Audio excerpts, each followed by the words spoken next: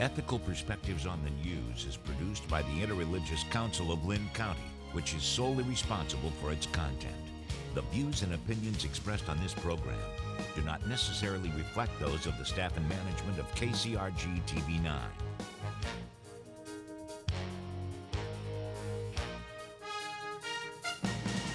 Good morning and welcome to Ethical Perspectives on the News. My name is Scott Samuelson and I'm a professor of philosophy at Kirkwood Community College on the Iowa City campus.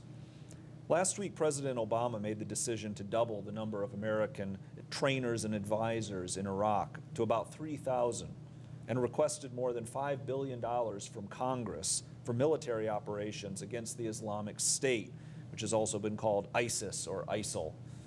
ISIS, to employ the term in common usage, is the Sunni extremist group that has proclaimed a caliphate based in Iraq and Syria. It has imposed its version of Sharia law on the people it has conquered, beheaded journalists and resistors, and threatened genocide against a group of people known as the Yazidis. Islamic State clearly seems like the bad guys, but what's the U.S.'s responsibility in dealing with them? Wasn't Obama elected to get us out of war in Iraq? Should we be getting back in? Are we on a path to constant war in the Middle East, where as soon as we strike down one set of extremists, another replaces them? Or is it the case that we're not doing enough to fight ISIS? Is Obama's plan too weak to be effective against a clear evil? How should we respond to the Islamic State? We have a great panel on today to discuss these matters. To my left is Hassan Mahmoud, the Imam of the Islamic Center of Cedar Rapids and Vice President of the Interreligious Council of Lynn County. Thanks for being on, Hassan. Good morning, and thank you for having me. Phil Saunders, the Cedar Rapids Public Safety Chaplain. Phil, thank you for being on. And at the end, Gary Sicard, our kind of resident libertarian here at Ethical Perspectives. Well, Hassan, maybe we can begin with you. So who exactly is the Islamic State? What do they stand for? What do they want? Well, clearly from the name, they call themselves the Islamic State in both Syria and Iraq, or if you would like to go with ISIL, it stands for the Islamic State in Iraq and Levantine. Clearly, or I would say that from an Islamic perspective, the Islamic State or ISIS is a criminal group that is taking Islam or religion of Islam as an undercover for all of their criminal actions, beheading journalists, destroying religious monuments, mosques, and kicking people out of their towns and houses. All of these show that this is we're clearly dealing with a criminal group. I would say they have nothing to do with Islam or Islamic teachings. I don't think that their goal is to have gain any political power in Iraq or Syria. You don't think that their goal is to gain political power? I do not think so. I do not. So what then is their goal? I think that's a really good question, but we cannot really answer this question until we answer another question, which is who is funding ISIS? The timing is also very interesting. They have been working within Syria for a very long time, but it wasn't until they moved into Iraq they got all the attention from the media internationally, and they also started being more active and posting their activities online. So if we track even their activities online, we see that they have been doing and practicing these criminal actions for a very, very long time. And I would argue also they are a side effect of a very chaotic and problematic and troubled Middle East, that what we call the Arab Spring and the vacuum that the Arab Spring has resulted. Right. Well, we'll have to come back to some of that, but let's get Phil in on this too. So what are we supposed to think about this group calling themselves ISIS? Well, I think that I'm scared to death of them because I don't think they're rational. I think they're irrational, and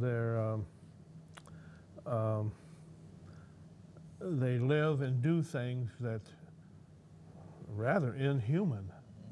And I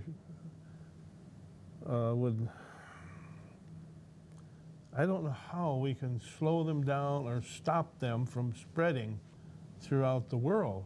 I mean, that appears to be their motivation is to spread the hate and the terror that they cause through the world. And I'm really bothered by, there doesn't seem to be anything happening to stop them. So you think we need to be doing a lot more than what we're doing to stop them? Right now we're launching some airstrikes against them. We're sending advisors into Iraq, but you feel like there should be a much stronger military response that the United States makes against them. I don't think that the United States should carry the ball totally. The rest of the world is being affected. I'm speaking of the world in the Middle East and Southern Europe, and in those areas, even France and England, I think they're sneaking in to all these countries, and they're trying to cause disruption and possibly spread their philosophy. We have to, my language, we, the rest of the world, is going to have to cut the head off the snake to stop it. So you see an international kind of response that is necessary. Well, let's get Gary in on this as well. So does ISIS pose a threat to the United States that we have to respond to? Do they pose a threat to the world that we have a duty to respond to? I think there's no doubt that they pose a threat to people. Whether or not they have a threat to us is a different question. I mean, we're halfway around the world. The better question, I think, was one of the ones you asked earlier. What's our responsibility for ISIS? And I don't believe we have a responsibility for ISIS. I mean, if we were to stop all armed conflict everywhere, then we would be England at the Revolutionary War. There would be no political change anywhere. But that's not our job as the taxpayers and citizens of the United States. Our job is to leave them alone and let them sort their own issues out. Now, whether or not they bring that to us here in the States, now that's a different question. Now you're talking about defense here on our own land. Well, and that's why I asked you about if they pose a threat to us, because I mean, I take it that one legitimate use of military force is to protect ourselves against a threat, but if they don't pose an immediate threat to us, you're saying it's not really our problem, as lamentable as it is that what they're doing. Correct, and I think a part of that too is it kind of goes along with, words don't hurt people. People hurt other people. So if they're spreading their words, that's not a problem per se. If they come here to kill people or otherwise create, do criminal acts, then that will be taken care of here. But I don't see any threat I mean, it's not like they have missiles to launch at us. They don't have any way to touch us here, so why is it our problem? I'm not saying that, individual citizens of the United States can't do something, but as the United States, I don't think we have any responsibility over there. Now, some might argue that, because we caused problems over there, that might be a different story. Right. Well, we can maybe come to that too, but Hassan, what do you think about this? I mean, does the United States have a responsibility militarily to deal with a group like ISIS, or do we have another kind of responsibility for how we deal with it? I have two things to say about this. The first is the fact that the United States were at a certain time in Iraq put some sort of a responsibility. I'm not really sure how much of a responsibility, but some sort of responsibility to act. And also, there is a moral responsibility, being the one of, or not one of the leadest country in the world.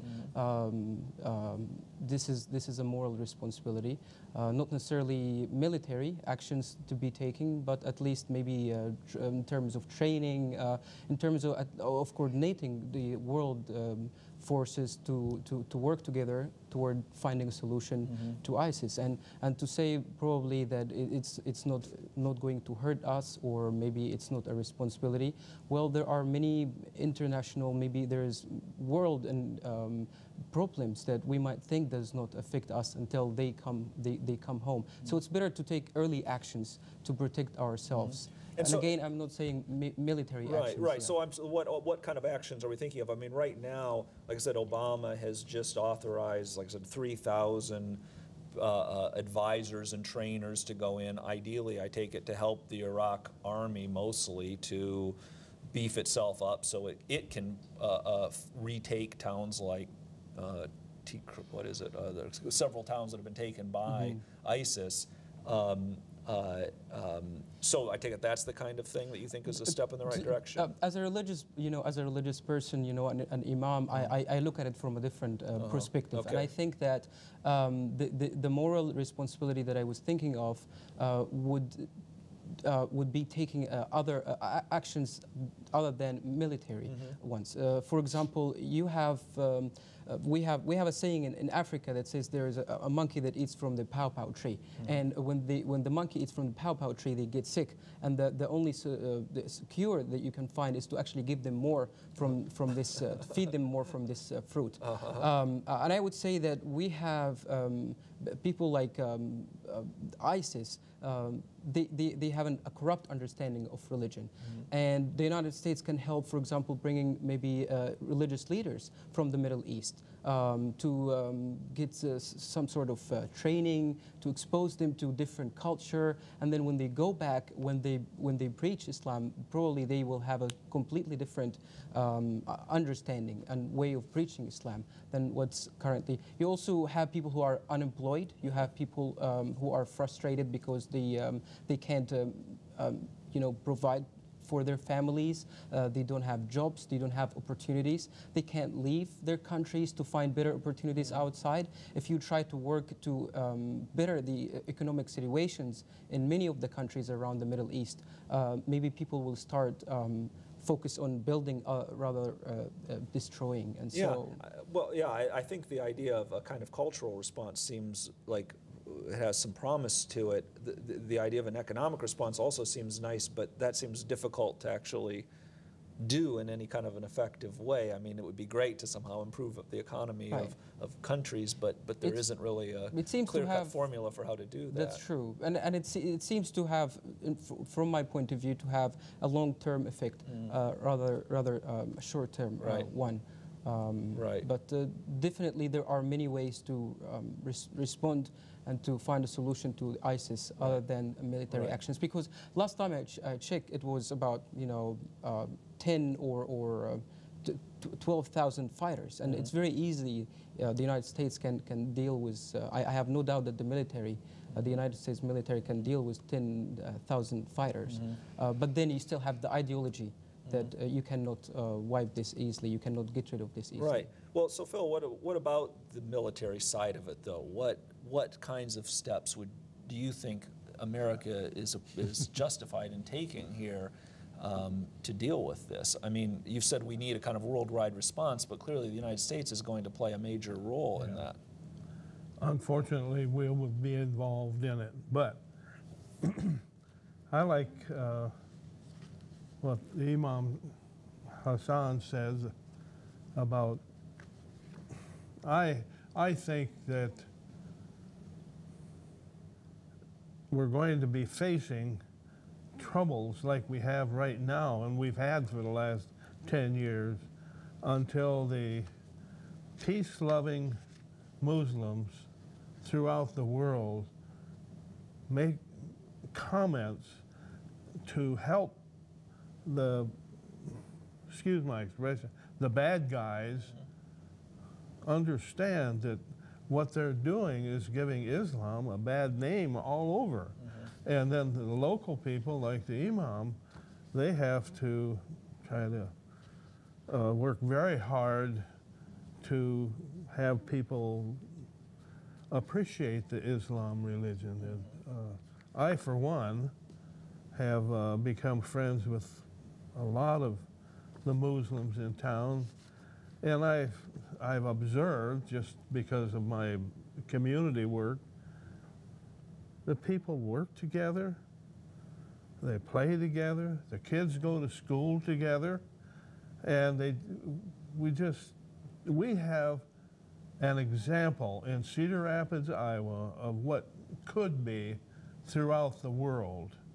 And the Muslim mothers want their children to grow up. They want them to have food, clothing, and shelter. And they want their husbands or themselves to have a work so that they can provide for their families. We all have the same ideas. But there's a disruption going on by this group that we call ISIS. And they're a big disruption to not just us countries like the United States, but to their own countries that they're in. When I see the people trying to run a business, a little shop on the street where they're selling vegetables or clothing or something like that, I think, why don't you just leave them alone and let them make a living, protect their children, and then all of a sudden these people come in with the guns and bombs and start killing. Right. Yeah, I mean, I don't know. I share your idea that it seems like ISIS really is a clear-cut example of bad guys and a sense of a kind of barbaric set of actions. And it does seem important that we have a kind of response to this, saying this is not Islam, this is not what it means to have a productive, healthy, good life by any means. But at the same time, it seems to me, I mean, you know, that this, as Hassan mentioned earlier, I mean, this political movement is arising in a context where there is a lot of breakdown of power going on in the Middle East. And there's also a sense that people are feeling, I don't know, I would imagine a little bit lost or offended, or, I mean, the fact that the U.S. military might itself be a cause at times of people's feeling like we no longer, you know, have control of our lives, we don't know who's in charge anymore. And anyways, my point is just simply there does seem to be economic, political difficulties that make a group like ISIS have the kind of power they have. And even exist, honestly. And so my question is, what does the United States' role in how to deal with that? That's the real puzzle to me. And I can certainly see that we have some role in setting some kind of standards, helping out culturally, giving aid, etc. But I really wonder about when we're going to be making things better and when we're going to be making things worse. Like, for instance, with the airstrikes that we're doing right now, President Obama says that this is for the sake of degrading and destroying ISIS, and we have tremendous military might that we can, you know, flex in that regard. But I guess part of me worries that, well, we also were degrading and destroying Al-Qaeda, and we've done a pretty good job in some sense. ISIS took over. But now we have ISIS that we have to deal with, that we've done. So I had this sinking feeling, and maybe I'm just being pessimistic, that we're going to degrade and destroy ISIS, and then ISIS 2.0 is going to come out. In other words, that, you know, the bad guys are going to continue to have a space to arise in. So my question is how do we, I mean, is there a military role? Is military counterproductive? That's the thing I'm trying to work out as how the United States is supposed to go forward. I think it comes down to the economics, as you brought up earlier. Economics is how our society has evolved, and being a wealthy nation has provided us stability. Well, being a poor nation oppressed by their own governments is what's caused their poverty. You know, and a lot of ways to get them out of that is to make them productive. But we can't come in and say, you must now be productive. That doesn't work either. That's fascism. You know, so the people have to want to have the freedom in which to do their own economic goods, which is why I say, you know, it's hard to say what, you know, ISIS could be an awful movement, and maybe it goes away because their own people turn against them. But maybe it turns into something else and gets them away from the political regime that they're also trying to get out of. I don't know the future, obviously nobody does, but I think ISIS is a response to this bad government that, you know, a lot of these nations have gone through for generations. You know, and part of it is we have supported them because we've given military aid and we've given you know, money to countries, just flat out money to countries to keep leaders in charge that are not by the will of the people. You know, and I think that's part of it. We need to stop interfering with the natural course of those countries' development. Right. And let them come about to their own consensus as to what they want.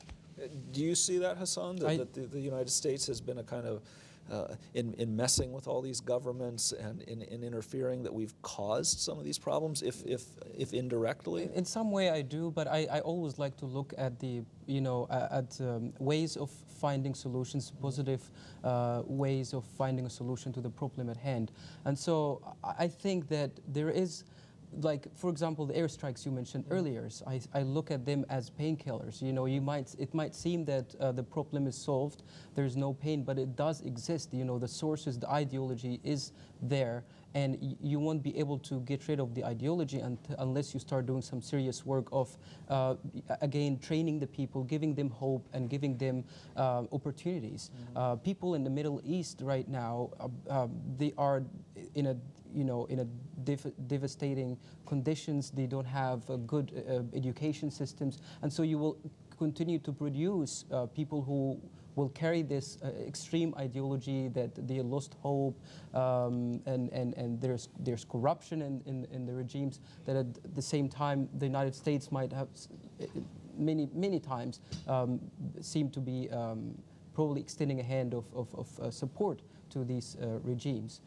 They might not seem as extreme religiously, but they are still corrupt. They do not work for the better of the people. And so bringing people, training them, showing them that there is hope, there is opportunities for them, can be a good way of solving the problem. Yeah, very and I think there's actually one thing that's even worse than that, that war is a destruction of wealth. And you know, having war for 10 years in that country, and then now yet another set of wars and destruction, also causes the people to be poor and more poor, which also now hurts their economic condition, which keeps them, you know, from you know, making themselves better and bettering themselves and getting out of the problem. So part of that painkiller is not only is it a painkiller where you're numbing the pain per se, but you're also causing destruction and destroying people's livelihoods in that case, and keeping them from ascending higher. Right. But at the same time, I mean, I have to say I'm feeling still a little pessimistic, or maybe another way of putting it is, any kind of optimism I would have seems to be far in the future, because well, I think about European history, and I think about, you know, the religious wars that tore apart Europe in the 1600s. You know, it took 50, 60, 100, 150 years to start to establish something like stability in many cases, because these things take a lot of time to work out. I mean,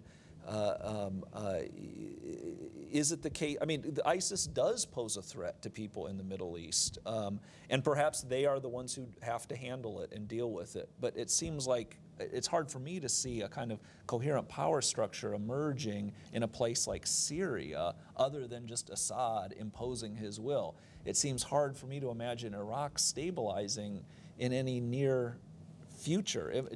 Am I being too pessimistic? But it's not just threatening the Middle East. Let me say that there, in an article that was published, I believe in the New York, I don't remember very well, but Denmark is one of the countries that produces, is the largest producing of foreign fighters for ISIS per capita, which is something very interesting to know. So you have people, you have fighters from Denmark. I think that they have about 1,000 or more from Russia. They have probably 800 or more fighters from France and all of these countries. And I haven't read any statistics about if there are any people from the United States who traveled to Syria and Iraq to join them, but it is a responsibility of everyone. And yes, it will take time, but we have to do the job, get it done right, in order for us to find a solution. That it might take a long time to happen, to see something positive on the ground, real change. And to me, that's way better than just sending a couple of airstrikes that is considers a very big burden on the American budget, and for the American people. All of this money can be used to create jobs within the United States, and as was said earlier, they do not cause a threat that is direct to us, to the people within the United States. And so I wonder how much money is being spent on a single airstrike, how much money can be used to bring teachers, doctors, engineers, and even politicians to train them in the United States. And this, to me, this is a better option and less pricey than well, I do have to ask this question about, I mean, like I said, President Obama just asked for, I think, $5 billion more from Congress for military operations. I remember that we got involved in a long war in Iraq before, and it ended up costing a lot of money, and we didn't really pay for it at all, and lives. And it did take a toll on the American economy at some level, on the American budget. Should we have to pay for this war somehow? If we are willing to continue to send airstrikes, should we have to pitch in somehow? Phil, what do you think? Are we involved in another war that we're going to sort of I think when pay for on the cheap? When you start getting involved in bombings and shootings, it usually escalates. And I think it ought to be stopped or measured. Don't get crazy again, because we just spent 10 years in Iraq and more years in Afghanistan, and it really hasn't really done much to improve the area. We have to, you know, I go back into a little bit of history, and I enjoy our local Children of Abraham. The Jews and the Muslims and the Christians need to work together to help.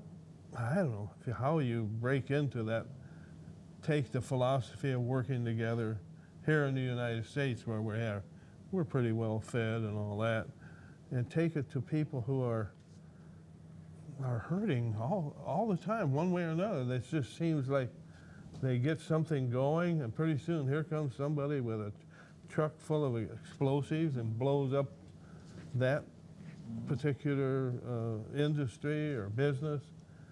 Or somebody comes in and blows up, like I just read in the paper, 79 school children were killed. That's crazy stuff. And I think that we have the ability in the United States to work together and to give an example to the rest of the world of how to work together and show them we can solve problems together. Well, I have to get Gary. We only have about a minute left, but I have to ask Gary a question, though, about a procedural question at some level. Sure. This is about our working together. Should Congress have to vote to authorize continued military actions?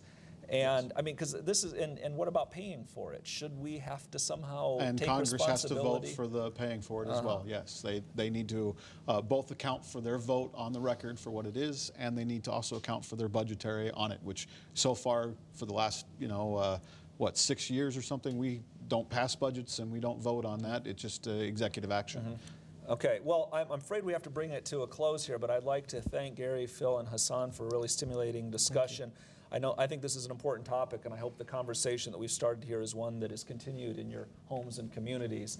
So thank you, and we'll see you next time on Ethical Perspectives on the News.